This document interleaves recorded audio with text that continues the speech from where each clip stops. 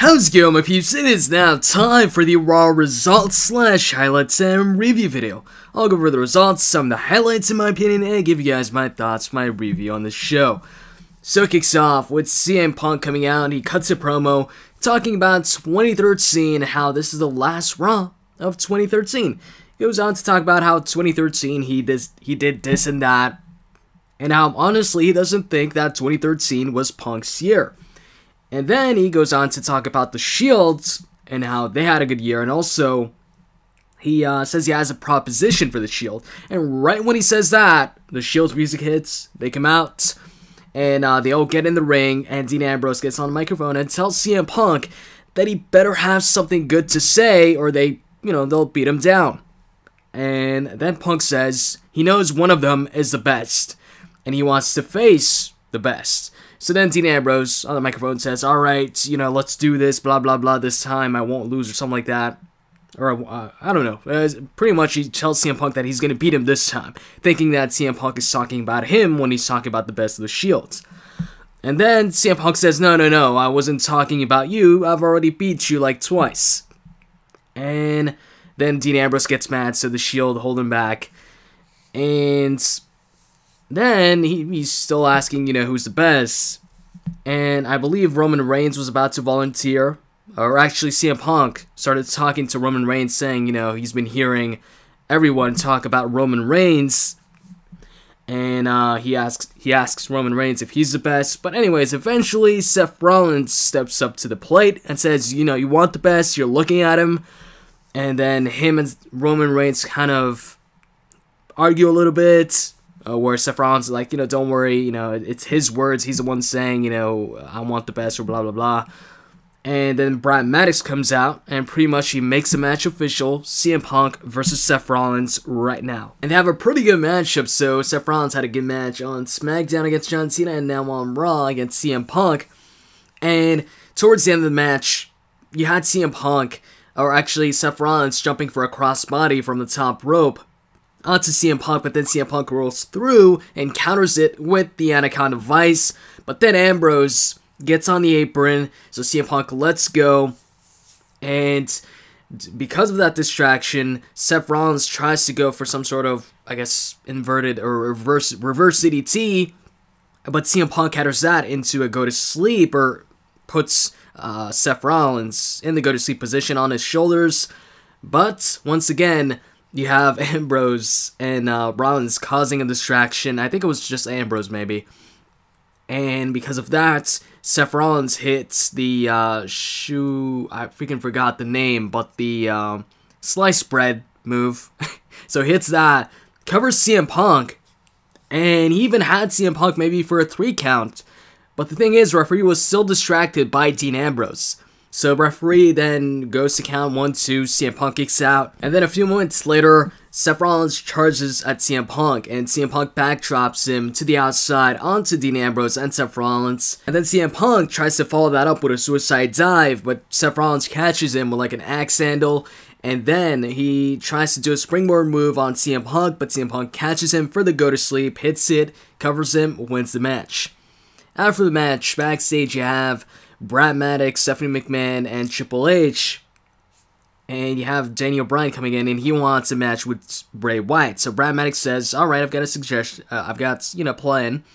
I'm going to put you in a match against Luke Harper. If you beat Luke Harper, then you get a match against Erick Rowan. If you beat Erick Rowan, then you get a match with Bray Wyatt.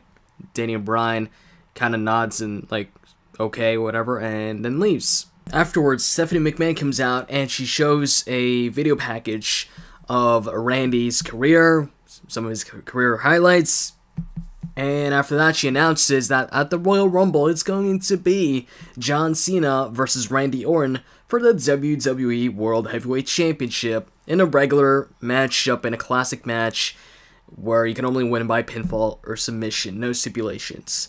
So I was right in my match card prediction where I said that it was going to be John Cena versus Randy, but I was thinking maybe it was going to be like something like a last man standing match. Guess I was wrong on that. So, afterwards, she goes backstage, she asks Triple H how did she do on the announcement. He says she did great, and says at the Rumble we'll finally, we'll find out who the real man is, or something along those lines.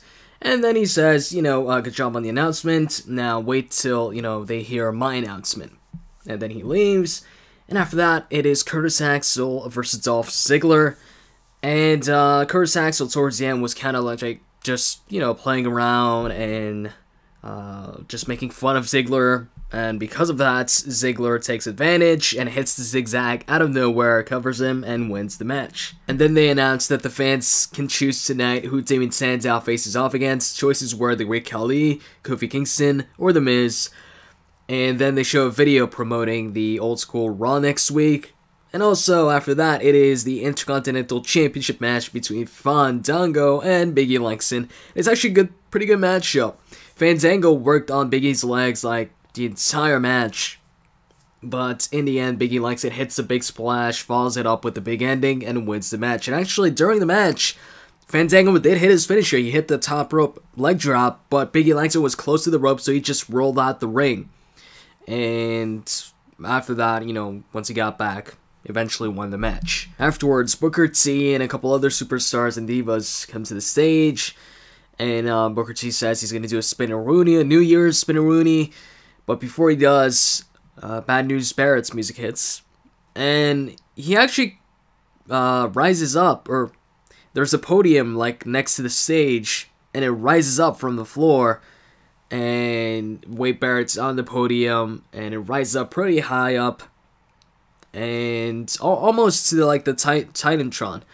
Anyways, he delivers some bad news about the new year, and that's pretty much it. After that, Renee Young interviews Damien Sandow about his match tonight, and he goes on to talk about how, he's been disrespected the past couple of weeks and has had to face off or compete in all types of, crazy stipulation matches. And then he says, to be honest, he doesn't care who his opponent is tonight, and if he doesn't end this year on a high note and doesn't win the matchup, then he's gonna quit. So then after that, they have the matchup, and the winner, the winning choice, ended up being the Great Khali. Kofi Kingston got 28% of the votes, The Miz got 33% of the votes, and the Great Khali got 39%. And anyways, the matchup was mostly Damien Sandow just working on Khali's legs while Khali was down. He would, put on submissions and work on Khali's legs. Eventually, Khali starts slapping him a couple times on the chest, giving him a couple chops. And in the end, you have like Damien Sandow leaning on the corner, and the Great Khali goes after him. He tries to go for the claw, or for the what's the move called again? The other Khali's other finisher, where he used to squeeze people's heads. So he tries to do that to Damien Sandow, but Damien Sandow grabs both Khali's arms and kind of freaking drags him into the top turnbuckle head first, rolls Khali up, gets the victory, but Khali's shoulder, his right shoulder I think it was, or his left shoulder, I think it was his left shoulder, was up during the count. Damien Sandow won anyways, but Michael Cole and JBL also Michael Cole pointed out on commentary that the referee didn't see Khali's left shoulder up. It wasn't fully down on the mat. But yeah, Damien Sandow wins anyways, so he doesn't quit. Following that was a one-on-one matchup between Brodus Clay and R-Truth. Xavier Woods was on commentary, and once again, Brodus was just toying with R-Truth. He wasn't going for the pinfall, really. He went for the pinfall towards the end after an elbow drop, but R-Truth kicked out. And then after a while, Xavier Woods was like, alright, I'm tired of this. And then he went on the announcer's table, climbed up on top of it, distracting Brodus Clay, and asking the girls to come out, Cameron and Naomi. So they come out to their music and start dancing on the stage. Slight distraction, so Brodus charges at R-Truth, who's in the corner. R-Truth gets out of the way.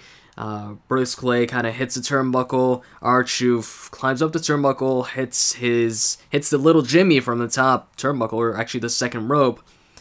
Covers Brodus and wins the match. After the match, R-Truth and Xavier Woods dance with the fucking dactyls. And then after that, Triple H comes out for another big announcement, and he welcomes back this WWE superstar, and I'm like, alright, it's certainly not Batista, because he's coming back January 20th, and Brock Lesnar's music hits. That was unexpected, although I did expect Brock Lesnar to come out eventually on the show. I just didn't think it was going to be in that segment, since I had heard the rumors of, the spoilers, I guess, that Brock Lesnar appeared on Raw. Anyways, so Brock Lesnar comes out with Paul Heyman, and he actually shakes hands with Triple H. Triple H extends his hand. He shakes the hand of Paul Heyman, and then extends his hand to Brock. Brock looks at him for a while, and then shakes his hand. And Triple H then leaves. Paul Heyman starts talking. He says Brock Lesnar isn't here to settle old scores or for revenge. Paul Heyman says, any beating he's received or whatever, he's put that behind him because he's a forgiving person. And then he says Brock Lesnar wants to go after the WWE World Heavyweight Championship. And then he lets Brock talk, or gives the microphone to Brock. And Brock Lesnar says that he wants to be the world champion, and that he doesn't need to enter the Royal Rumble to get a title shot, and the line starts behind him. And if anybody has a problem with that, they can come out right now and confront Brock or whatever. So they wait a while, and then Mark Henry's music hits. He comes out. He kind of goes back and forth on the stage, and then goes to the ring, gets on the apron, but Brock Lesnar doesn't even let Mark Henry get in the ring and knees him. And then he goes on the outside to attack Mark Henry some more, but Mark Henry actually grabs Brock Lesnar and throws him over the barricade, and then he goes over the barricade himself, but then Brock Lesnar spears Mark Henry through the barricade from inside the crowd to the outside.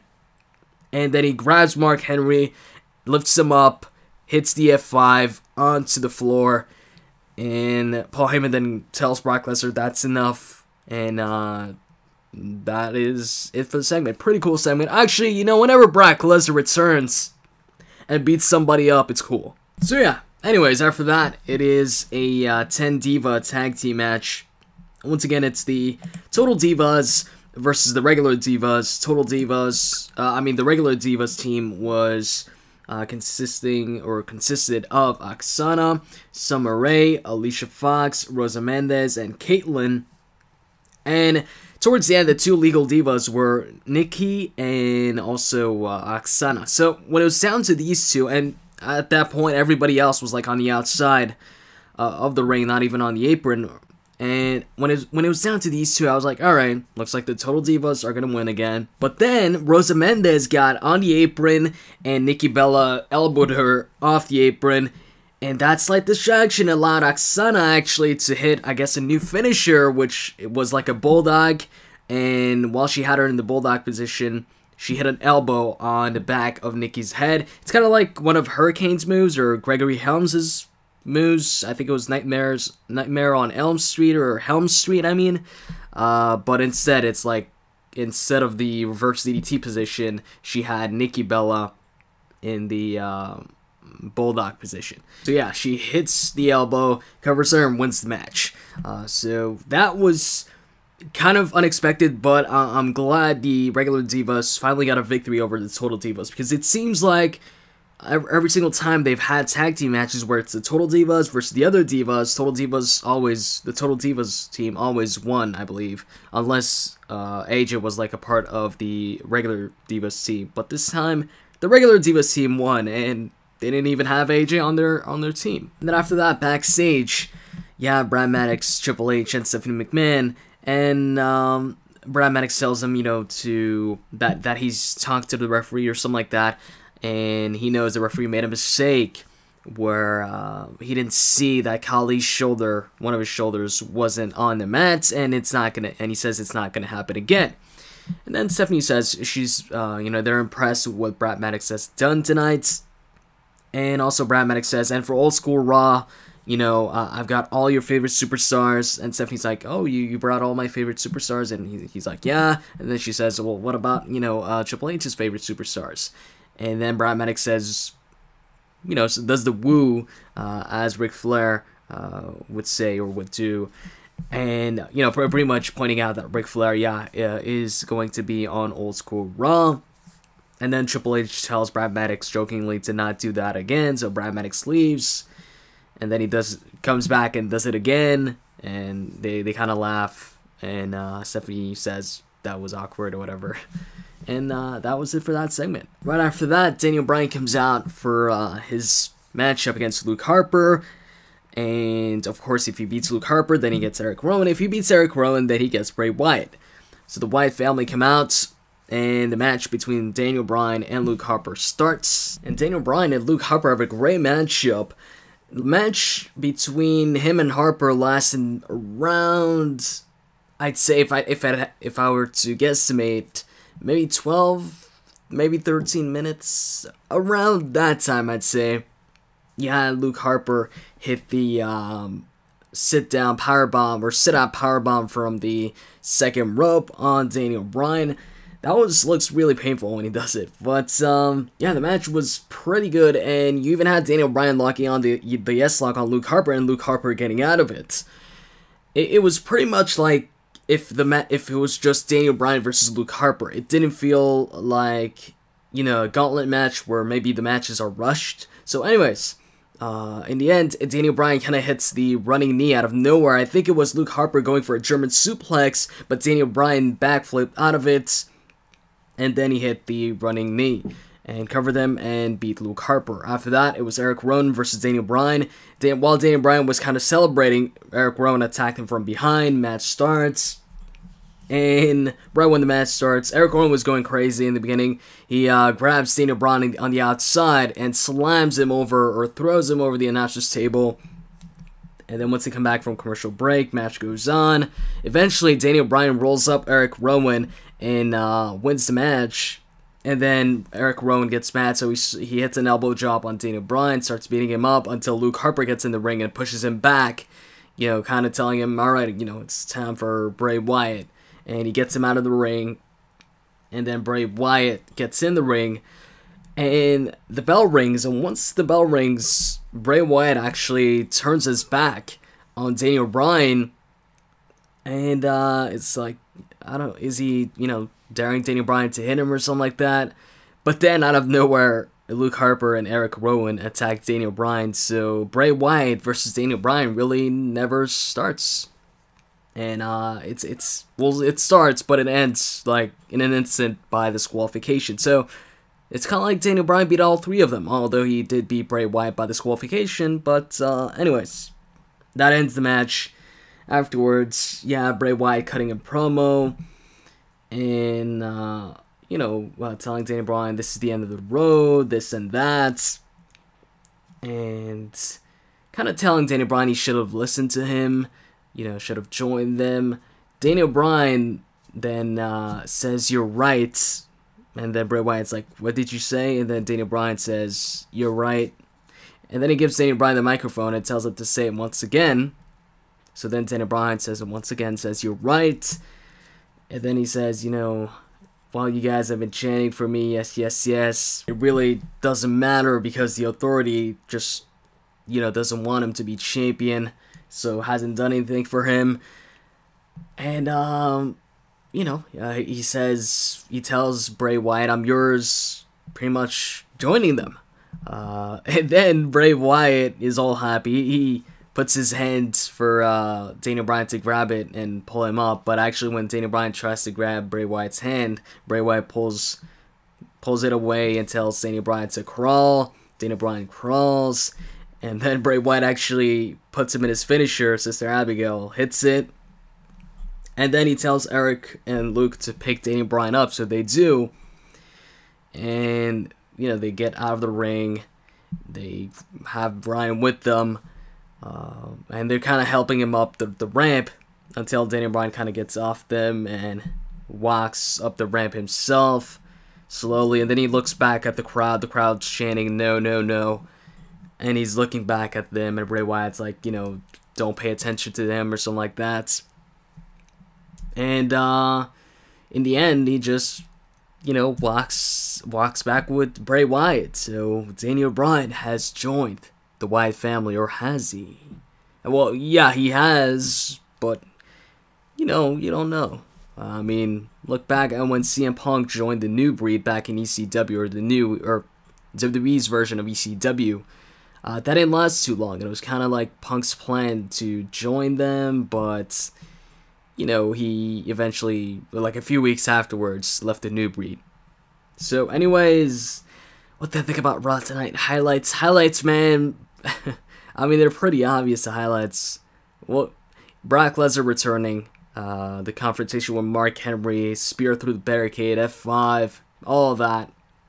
And the main events, Daniel Bryan joining the Wyatt family. What's going to happen next with that? And also, CM Punk versus Seth Rollins. Pretty good matchup to kick off the show with.